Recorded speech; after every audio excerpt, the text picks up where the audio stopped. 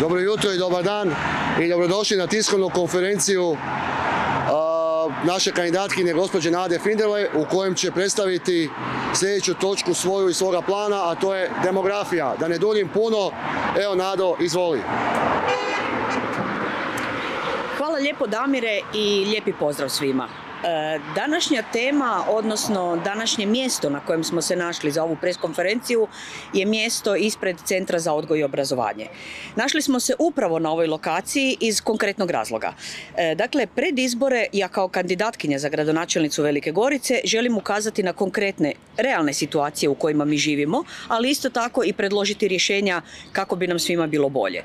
Ono što je bitno za mjesto na kojem smo se danas našli, to je ova prekrasna zgrada Centra za odgoj i obrazovanje.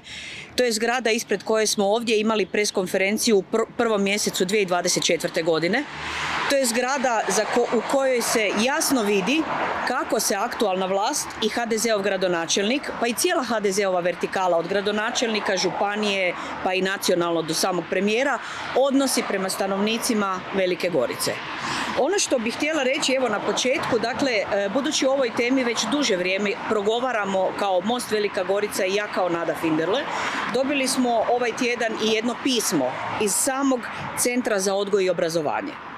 Ono što na početku same presice bih htjela reći i ukazati, dakle, pismo koje smo dobili, između ostaloga, u pismu piše, dakle, to je komunikacija između predstavnika centra sa ministarstvom. U pismu ima napisano nekoliko, nevjerojatnih zapravo situacija. Evo, pročitat ću samo dio onoga što piše u pismu koji smo dobili iz centra. Dakle, to je odgovor ministarstva prema predstavnicima centra, kako možemo zaključiti. A između ostalog piše: projektant ispravlja troškove radova te je pripremljena zahtjevnica za pokretanje postupka javne nabave, iako još nisu u cijelosti pregledani troškovnici. Ja ne znam kako vama, ali meni ovo nije normalno. Iskreno, da se ovako već 5. godinu jedan grad, jedna država odnosi prema Centru za odgoj i obrazovanje, gdje su štićenici djeca sa posebnim potrebama, ljudi koji imaju određene probleme i posebno ranjive skupine naših sumještana, da ovakav odgovor netko dobije pisani od predstavnika ministarstva 5. godinu nakon što je centar zatvoren, ne znam kako vama, meni to nije normalno i smatram to nedozvoljivim. Ono što je za ovaj centar isto tako bitno reći, ovaj centar nije radio samo, otvoren je, počeo je s radom 1939. godine, nije radio samo za vrijeme Drugog svjetskog rata, od 1941. do 1945. Dakle, zastrašujuće je da aktualna vlast, aktualni gradonačelnik koji sjedi u Hrvatskom saboru, koji u Veliku Goricu svako malo dovodi predstavnike vlasti, uključivo i premijera, koji svako malo sa svojim HDZ-ovcima šeće po našoj Velikoj Gorici, nije našao za shodno dovesti ih ovdje ispred centra kako bi riješili konačno i obnovili ovaj centar da njegovi korisnici mogu imati humanije uvjete za život i rad. Ono što dodatno zabrinjava, to je što aktualni gradonačelnik HDZ-ov sjedi u Hrvatskom saboru. On je zapravo 76. ruka ove vlade. Kao aktualni gradonačelnik grada u kojem ovakav centar već godinama nije obnovljen, konkretno već 5. godinu, koliko mi je poznato, niti jednom u Hrvatskom saboru tu temu nije pokrenuo. Dakle, ovaj centar je primjer koji građani mogu jasno vidjeti kako se aktualna vlast u Velikoj Gorici, na čelu sa gradonačelnikom, i na kraju kako se kompletna vlast u Hrvatskoj odnosi prema najranjivijim skupinama. Ono što volim reći, i evo samo zaključit ću, to su ovih nekoliko crijepova na zgradu Centra za odgoj koji stoje pomaknuti, kroz koje kiša pada, koji simbolike radi. Barem te crijepove su mogli pomaknuti, procjenjujem na 15 minuta nekakvih radova, kako bi manja šteta nastala. Brine me što ovakav odnos prema ranjivim skupinama pokazuje odnos gradske vlasti prema stanovnicima. Ono što bi evo kao poveznicu jednu sa glavnom temom današnje presice htjela napraviti, to je demografija. Imamo, evo, nedavno nam je izabran novi papa. Naš papa Lav 14. je rekao: ne možemo izgraditi pravedno društvo ako odbacimo najslabije. Ne znam što vama to govori i ne znam kako vama, ali mene zabrinjava odnos prema najslabijima aktualne gradske vlasti i aktualnog gradonačelnika. Današnja tema demografija. kakva je to veza i poveznica s ovim što smo se ovdje našli? Pa ako znamo, a znamo da je demografija znanost o stanovništvu, stanovništvo je i u ovom centru za odgoj. Kakav je odnos aktualne vlasti, aktualnog gradonačelnika prema stanovništvu Velikogoričkog kraja? Možemo vidjeti evo na ovom očitom primjeru centra za odgoj. Na kraju krajeva ja ovim putem isto tako pozivam aktualnog gradonačelnika i aktualnu vlast grada Velike Gorice da nam dostave, jave informaciju. Znači ako netko iz centra za odgoj može poslati dopis, može i on, da nam jave što su oni konkretno poduzeli kako bi se ovaj centar obnovio i kako bi išli dalje.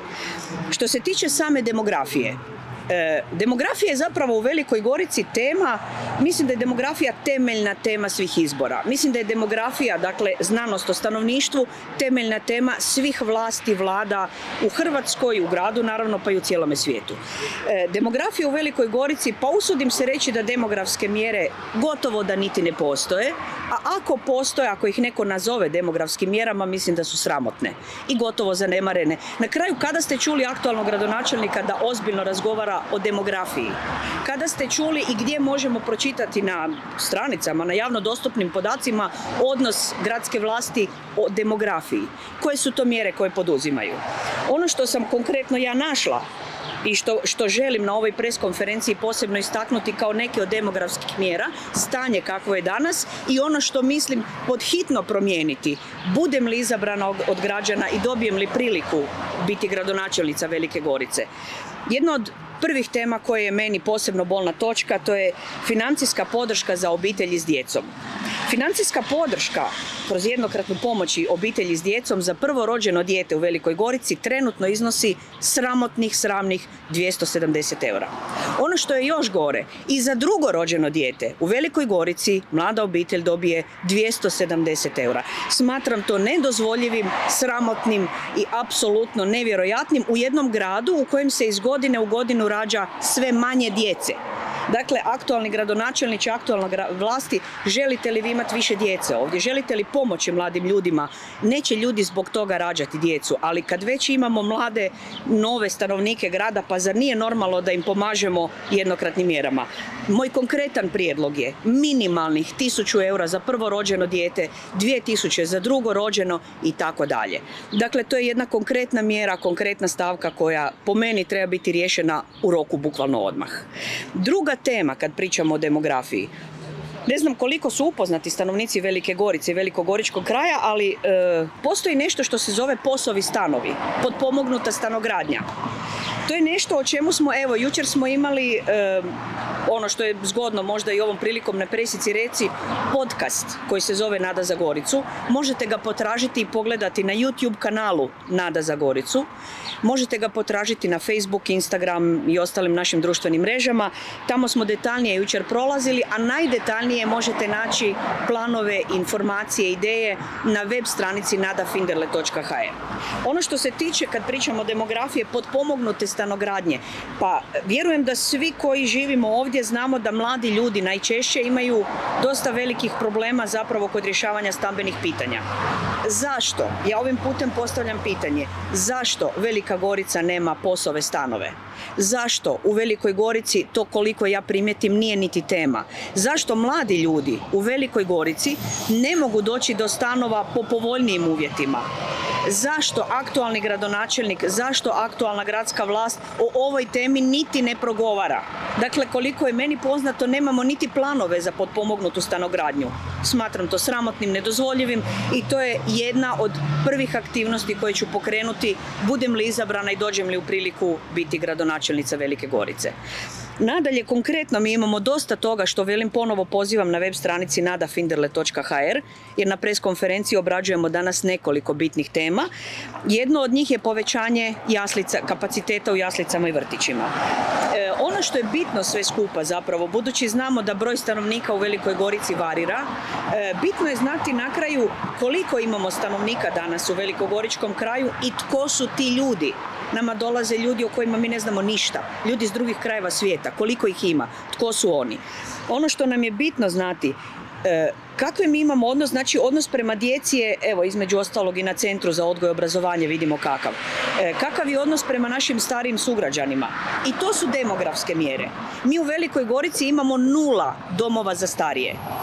Do danas aktualna gradska vlast, aktualni gradonačelnik samo pričaju o tome kako će jednog dana u lijepoj Velikoj Gorici, koju jako volimo, biti dom za starije. Za sad su to samo priče, da ne kažem bajke i basne.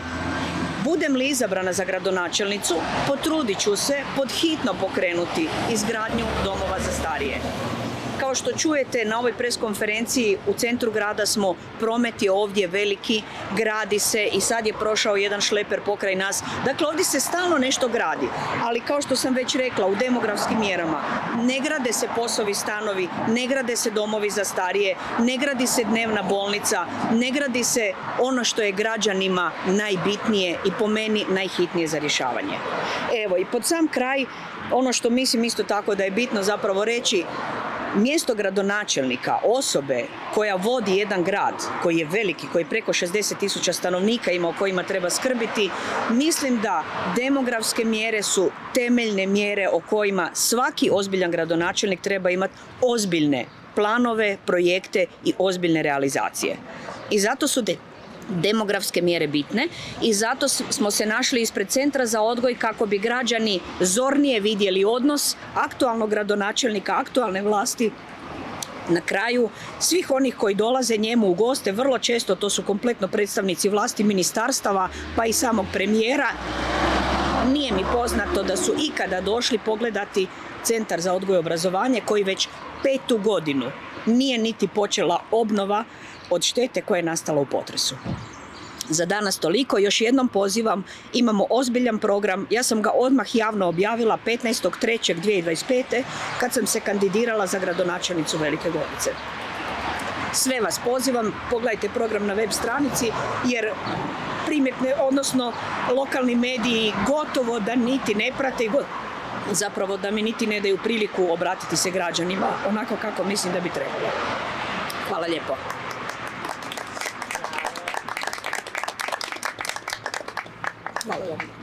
Evo, hvala Nado. Evo, ja bi toliko od nas, ako ima kakvih pitanja, slobodno, tu smo. Evo, ako nema, htio bih za kraj reći da vas sve pozivam, naravno 18.5. Da iziđete na izbore, jer jedino tada možete odlučiti o stvarima koje vas muče.